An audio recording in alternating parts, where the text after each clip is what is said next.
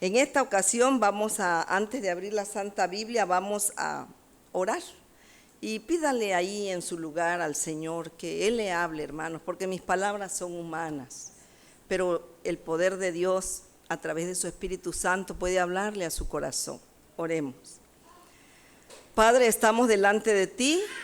El pueblo que te alaba y que te glorifica quiere oír tu voz.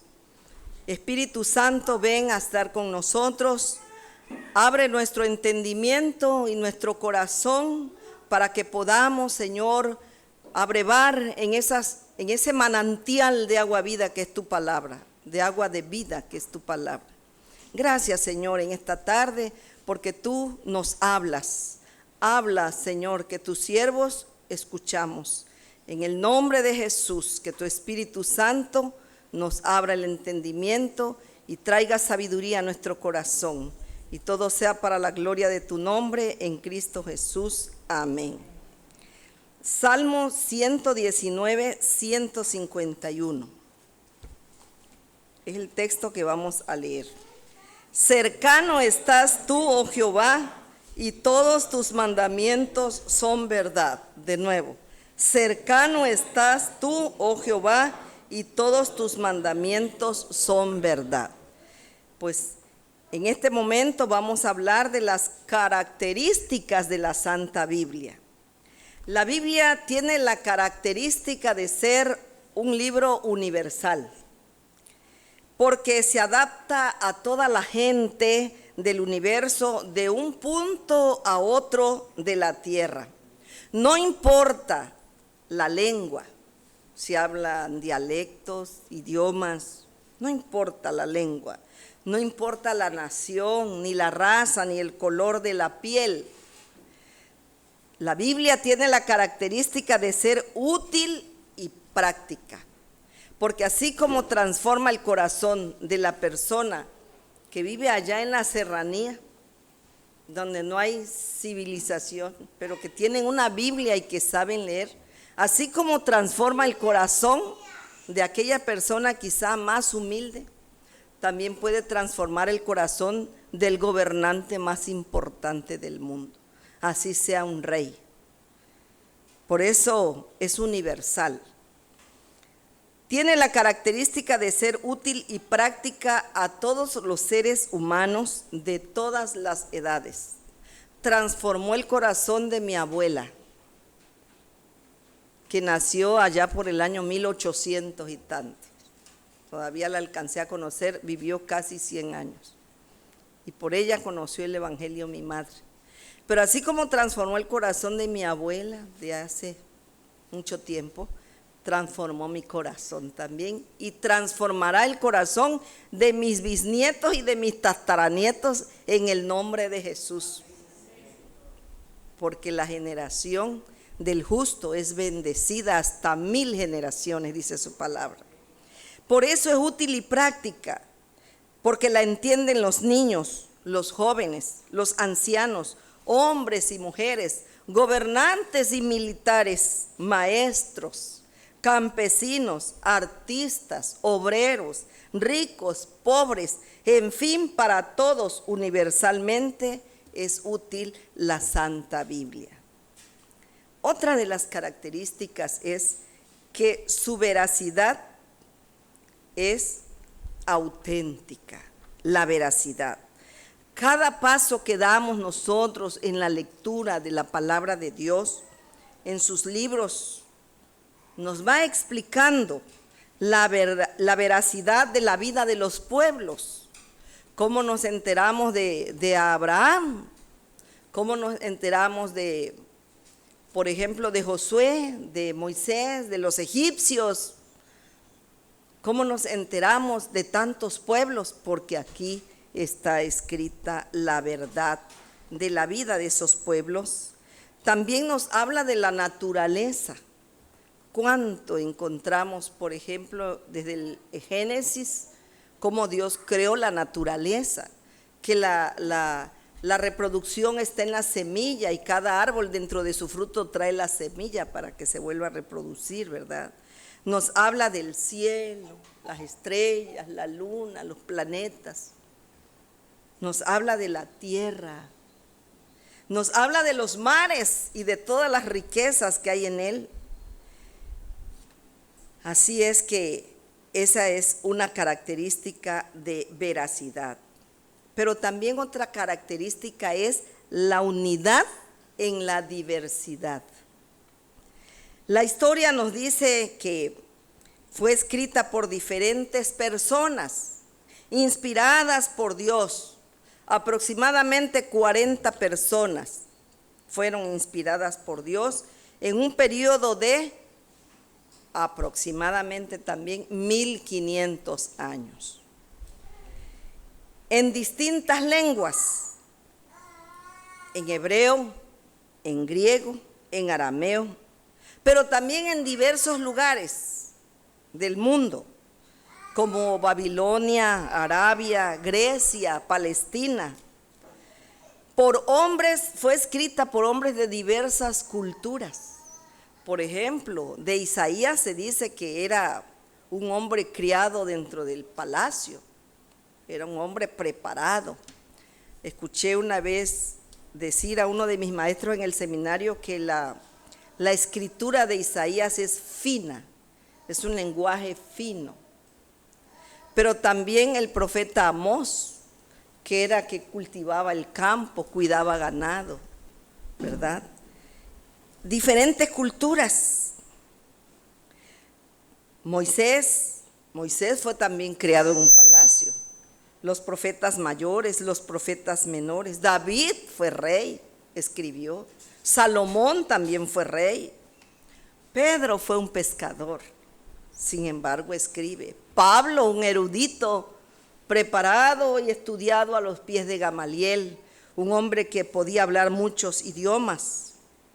Juan, entre otros, el apóstol Juan, pero todos unidos en un mismo pensamiento, escribieron este libro. Y no se contradice en ninguna de sus hojas ni de sus contenidos en los versículos y capítulos. Entonces, todos unidos en pensamiento y propósito, escribieron sobre la corrupción total del hombre. Y aquí podemos ver en sus páginas cómo el hombre cae en una corrupción tan grande, cae en la miseria, cae en el pecado. No sé si recuerdan aquella lectura, no la traía preparada, no, ahorita el Señor me la pone en la mente, aquel hombre que mató a su concubina y la hizo pedazos. ¿Han leído esa escritura? Y la fue repartiendo los pedazos por los pueblos, ¿verdad? Y así encontramos tantas cosas que a veces decimos no puede ser, ¿cómo es esto? Encontramos de Lot, que las hijas lo embriagaron y se tuvieron relaciones con el padre, y de ahí nacen los amonitas y otra raza, ¿verdad? Entonces, nos habla de la corrupción. Eso es lo bueno, que la Biblia no esconde nada, la Biblia no tapa nada. La Biblia dice, Hebreos capítulo 12, que las cosas están desnudas delante del Señor. Pero también nos habla sobre la salvación, que es por la fe. Cómo el hombre puede salir del muladar, de la miseria, y puede ser sentado junto a príncipes.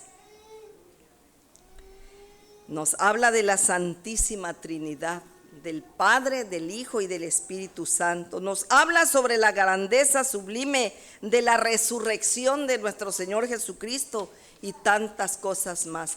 Por eso, otra de las características es su unidad en la diversidad. Ya vimos que una de las características es la universalidad, la otra es la veracidad, y esta a la que me estoy refiriendo es la unidad en la diversidad. Pero la Biblia es un libro que nos habla también de la moral. Como bien lo dice el salmista en el Salmo 19, versículo 7, que es una ley perfecta, con mandamientos justos, con consejos santos. Por lo tanto, es y debe ser el fundamento de todas las constituciones del mundo. En México, las leyes de reforma emanan del Pentateuco, de los libros de Moisés. Y en muchos lugares el derecho romano emana de allí también, el derecho civil. Y entonces eso dice un escritor, que la Biblia debe ser el fundamento de todas las constituciones del mundo entero, así como de sus códigos y leyes en general, porque la Biblia embona en todas las naciones del mundo a la conducta del hombre, a las vivencias del ser humano, en todo lo que el hombre es, porque quien la inspiró es el mismo que creó al hombre del polvo de la tierra, el mismo Dios, y conoce a fondo la debilidad humana o la condición humana. Voy a compartirles algunas anécdotas. Se cuenta que Andrés Jackson, presidente de los Estados Unidos, dijo desde su lecho de muerte a un amigo que le acompañaba, le dice: ese libro que tengo allí es la roca sobre la cual descansa la República, y hablaba de la Biblia. Y hasta la fecha, como dice el dólar, el billete, en Dios confiamos, ¿verdad? Así lo dicen, su misma moneda habla de que confían en el Dios omnipotente. Siendo así, dijo Jackson, para hacer una nación cristiana es necesario enseñar la Biblia, porque ella es la guía que conduce una nación hacia Cristo. Pero si quitamos la Biblia de la nación, de la república, del Estado, si la quitamos del hogar y no la leemos a los niños, no la compartimos, ¿qué hogar podemos tener? ¿Qué Estado podemos tener? ¿Qué nación podemos tener lejos de Cristo? Todo está perdido. Se cuenta también que un día un príncipe africano visitó a la reina Victoria de Inglaterra y durante su visita le preguntó a qué se debía la grandeza del reino de Inglaterra. Y ella dice la anécdota que tomando una Biblia la levantó y contestó: este libro es la base de nuestra grandeza. Estoy hablando de Inglaterra. Y cualquier nación que la adquiera y la lea será grande como nosotros. Con mi tercera anécdota para compartirles es que en la Edad Media existió una larga lucha. Muchos papas perseguían a quienes leían la Biblia. No querían que la Biblia fuera leída por cualquier persona. Solamente la leían los papas o los clérigos. Y por leer la Biblia muchas personas murieron en la hoguera. ¿Sí saben qué es una hoguera? ¿Verdad? Murieron quemados. Es un montón de leña que ponen, le prenden fuego y ahí cuelgan a la persona o la amarran y ahí se quema. Por leer la Biblia fueron puestos en la hoguera. Es interesante compartirles que existieron hombres que realizaron una ardua tarea en la traducción y también por traducir la Santa Biblia fueron tirados en la hoguera. Traductores que Dios usó para que se extendiera su palabra. Imagínense aquellas personas que traducen la Biblia del inglés a un dialecto o del español a otro dialecto, al maya por decir. Entonces no es algo fácil, solamente aquellos a quienes Dios les da esa sabiduría, esa voluntad, impulsados por el Espíritu Santo, es que pueden hacer este trabajo tan arduo.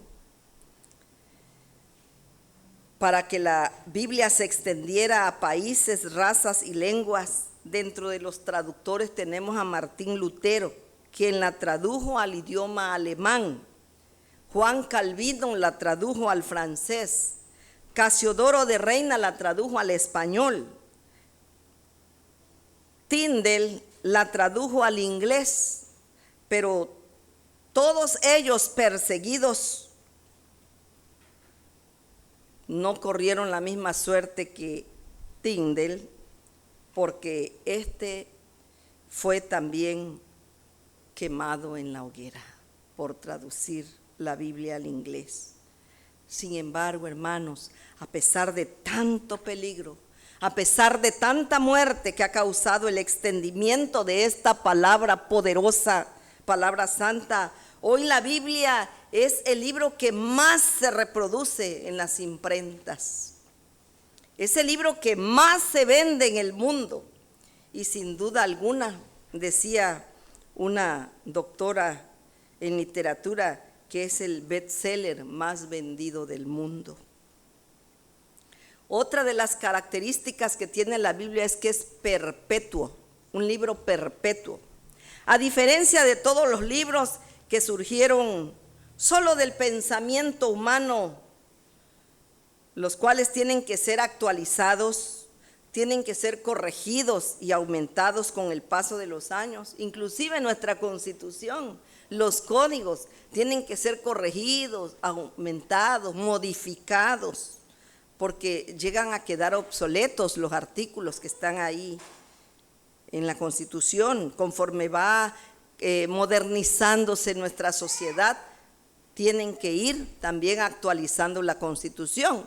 Cuando yo estudié Derecho, no había nada escrito ni establecido en la Constitución de la República sobre el Internet, ni sobre las cuestiones de los mensajes en celular, ni todas esas cosas de la cibernética. ¿Por qué? Porque no existía. No había eso. Ahora tienen que legislar para poder castigar a aquellas personas que abusan de esa tecnología. Entonces, todos los libros tienen que ser corregidos y aumentados con el paso de los años. Pero este libro, la Santa Biblia, entre sus páginas de oro, prohíbe aumentarle y quitarle ni siquiera un tilde, como se los decía en la mañana, pues su contenido no fue escrito por un tiempo, ni para una persona, ni para una nación, sino para todas las personas de todos los tiempos y de todos los lugares del mundo. Y entonces nos encontramos con la característica de su perpetuidad. Por eso es perpetua. Es un libro eterno que no envejece, porque no emana de un mortal, sino de la misma eternidad de Dios viene esta palabra. Es algo divino, es el Espíritu Santo. Esta es la espada del Espíritu que dice Pablo, que cuando nos pongamos la armadura, el yelmo de la salvación, la coraza de la justicia, el calzado del evangelio, el escudo de la fe, y dice, y la espada del Espíritu, porque esto es la espada del Espíritu. Ayer veía yo un testimonio en un predicador ecuatoriano, y daba su testimonio una guerrillera, una mujer que fue guerrillera, que anduvo por allá y hablaba de armas, y le decía el pastor, le preguntaba, ¿y cuántas armas tenías? ¿Cuántas sabías manejar? Y ella empezó a decir que R15, y yo de armas no sé mucho, pero ahí dijo una infinidad de armas, ¿no? El que sabe ahorita de armas es Daniel. Moisés, ese sabe de armas ahorita. Pero ¿saben qué dijo esa mujer? Pero nunca había yo manejado un arma tan poderosa, porque esta es el arma más poderosa que yo he conocido en mi vida, porque yo odiaba a mis padres, pero a través de esta empecé a amar a mi madre, y ahora es una mujer que predica el evangelio. Entonces por eso es perpetua, porque no emana de un mortal, sino de la divinidad, de la misma eternidad de Dios, porque así lo dijo el alto y sublime, el que habita la eternidad y cuyo nombre es el Santo. Jesús dijo en Lucas 21:33, el cielo y la tierra pasarán, pero mi palabra jamás pasará. Gloria al nombre de Jesús. La gente que la lee experimenta un cambio radical, cambio en su carácter, cambio en su vida, porque al penetrar esta palabra en el corazón del hombre va transformando el pensamiento, va regenerando la conducta, va controlando el caminar, toma el control de los sentimientos y de las acciones, porque es palabra que tiene poder, el mismo poder del Espíritu Santo, que es la palabra de Dios, como dice Efesios 6:17. Jeremías 23:29 dice: ¿no es acaso mi palabra como fuego y como martillo que pulveriza la roca? El corazón más duro puede ser hecho polvo por el poder de Jesucristo, puede ser transformado. Hebreos 4:12 dice que ciertamente la palabra de Dios es poderosa y cortante más que cualquier espada de dos filos. Y dice primera de Pedro 1:23, siendo renacidos, no de simiente corruptible, sino incorruptible, por la palabra de Dios que vive y permanece para siempre, dice el apóstol Pablo. Y esta es la palabra que por el Evangelio ha sido anunciada, la palabra de Dios que permanece para siempre.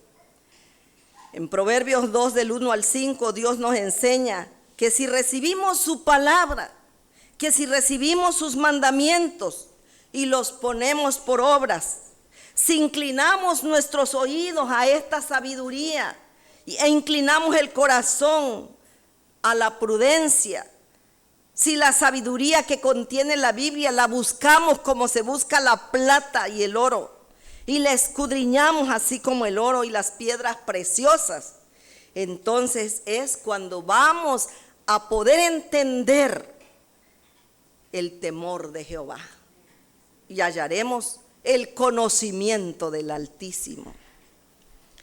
Es hasta que encontramos esa gloriosa verdad, amados hermanos, que hallamos la libertad y dejamos de ser esclavos del pecado y de la muerte. También la Biblia nos alerta que vendrán tiempos que no sufriremos la sana doctrina, porque se amotinarán, dice, se amotinarán maestros conforme a sus propias concupiscencias, y la gente tendrá comezón de oír la verdadera palabra. Pero estos falsos maestros se apartarán de la verdad escribiendo sus propias fábulas, y con ello confundirán a la gente para apartarla de la verdad. Pero aquellos que tengamos el conocimiento de la verdad, aquellos que hemos abrazado la Escritura y la tenemos en el corazón, no seremos engañados. Aunque venga otro ángel del cielo anunciando un evangelio diferente, nosotros, dice la Biblia, no le creas, porque el evangelio está ya aquí escrito. Debemos estar firmes porque hemos aprendido que esta Escritura es palabra de Dios. Hay gentes que leen muchos libros, se pasan la vida leyendo libros que ciertamente enriquecen su acervo cultural y alcanzan grados de licenciaturas, especialidades, maestrías, doctorados, pero no leen la Biblia. No leen la Biblia, y esto les permite mantener el alma vacía, muy lejos de entender cuál es la voluntad de Dios Altísimo, ignorantes de la sabiduría verdadera. Les voy a platicar una anécdota de la vida real. Cuando, voy a decir nombres, porque creo que en esta ocasión es oportuno, porque es como un testimonio. La doctora Egla Cornelio Landero fue una muchacha que se casó ya a más de 45 años. Ella trabajaba en la rectoría, siempre ha sido académica. Y viene de repente de México un doctor con grados muy elevados en cuanto al conocimiento en cuanto a preparación. y lo contrató la rectora Candita, lo contrató, doctor Islas, autor de más de 30 libros, un hombre elocuente que cada año llegaba a dar una conferencia en Harvard y viajaba de la Ciudad de México a Monterrey para atender varias universidades, un erudito el hombre. Y se enamoró de Egla. Y un día dice Egla que en lo que la estaba enamorando, llega un sábado en el vuelo muy temprano y le habla por teléfono que si podían ir a desayunar. Y entonces ella le dice, nada más que yo salga del matutino. Estoy todavía en el matutino. ¿Y qué es eso? El matutino dice donde llegamos a orar. Yo profeso una doctrina, soy presbiteriana, leo la Biblia. Y dice que ya después cuando estaban en el desayuno, le dice, oye, ¿cómo eso que tú lees la Biblia? Le pregunta el doctor a ella. Sí, dice, ¿y tú no la has leído? Y le dice él, no, entonces eres el hombre más ignorante que puede haber. Le dijo ella al doctor. Dice que de ahí se enamoró el doctor de ella porque nadie le había dicho que era un ignorante. Y dice, con tantos grados de estudio y dominando tantos idiomas, pero nunca había leído la Biblia.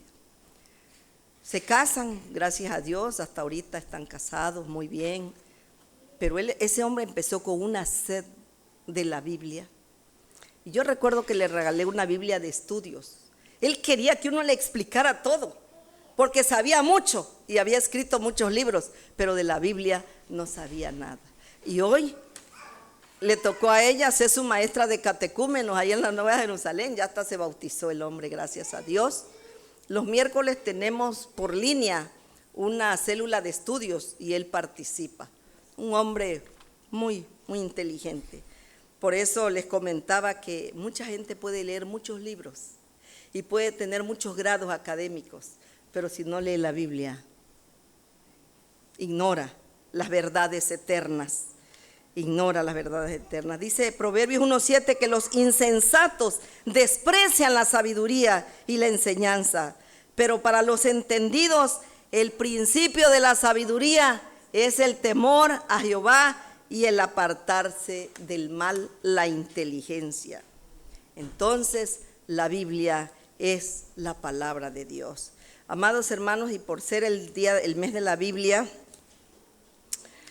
me voy a tomar la atribución de declamarles un poema. Pero antes de entrar de lleno al poema, quiero decirles que esta Biblia me la regalaron el 10 de marzo del año 1973, cuando vestida de novia delante del altar del Señor, al lado de que fue mi esposo, alguien nos regaló, esta es mi Biblia de boda. Ya va a tener casi 50 años. El año que viene va a tener 50 años. Mi esposo se crió en un hogar católico, lejos del Señor. Cuando me conoció a mí, comenzó a llegar al templo. Y quizá por tal de que yo lo aceptara, dijo que se iba a bautizar y empezó a llegar a tomar las clases, tomó las clases, se bautizó. Pero era como uno de tantos o de tantas personas que llegamos al templo. Somos a veces bautizados, somos religiosos, pero no somos cristianos. Entonces, él siendo abogado, su vida de él era una vida social muy marcada. Y desde luego, habían muchas cosas que él no podía dejar. Su corazón se endurecía. Yo sufría, pero en estas páginas muchas lágrimas de mis ojos cayeron. Yo buscaba el refugio en Dios. Y un día leyendo en Isaías 45:2 dice: yo iré delante de ti, me dijo el Señor. Me habló el Señor a mi corazón a través de esta palabra. Yo iré delante de ti y enderezaré los lugares torcidos. Yo entendí que de mi esposo, ese camino torcido, esos pasos torcidos que él tenía en la vida. Quebrantaré puertas de hierro. Su corazón de mi esposo era como una puerta de hierro, puerta de bronce, perdón, y cerrojos de hierro haré pedazos. Cuando yo leí esta palabra me golpeó. Y yo dije, si el Señor puede quebrantar las puertas de bronce, otra versión dice desmenuzar el bronce, y los cerrojos de hierro puede hacer pedazos, Él va a cambiar el corazón de mi esposo. Y así lo creí y así lo recibí. A los 36 años se convirtió mi esposo, 36 años de casado. Pero también dice Jeremías, Ezequiel, quitaré de vuestra carne el corazón de piedra y pondré un corazón de carne y derramaré de mi espíritu. Yo creí esa palabra y el Señor la hizo realidad en mi vida. Y por eso me gusta este poema. Es muy pequeñito, pero aquí va. Se titula Hojas mutiladas. Hojas mutiladas y llenas de tinta, pastas carcomidas por los largos años. Señalen porciones con su vieja cinta, más una violeta que el texto repinta. Así está mi Biblia. Claro, son sus años. Biblia de mi vida, ya te siento vieja. Supiste brindarme tantas esperanzas. El agua que tienes tal frescura deja, que deshace hierros y vuelve madeja lo que fue cadenas, fieros eslabones. Llevas en tus hojas parte de mi vida. Conmigo lloraste, te besé 1000 veces. Fuiste mi pañuelo, mi Biblia querida, porque te inspiró el que da la vida, el que nunca muere, el juez de los jueces. Amén. Oremos. Padre, gracias por tu palabra. Gracias por haber conocido la Santa Biblia en mi vida. Gracias porque aprendí a amarte con todo mi corazón. Gracias porque tu palabra es luz que alumbra las tinieblas y nos da la salvación a través de la fe en Jesucristo, porque a través de ella conocemos quién es Jesucristo. Confirma este mensaje en los corazones y que todo sea para la gloria y para la honra y para la alabanza de tu nombre en Cristo Jesús. Amén. Dios les bendiga, hermanos.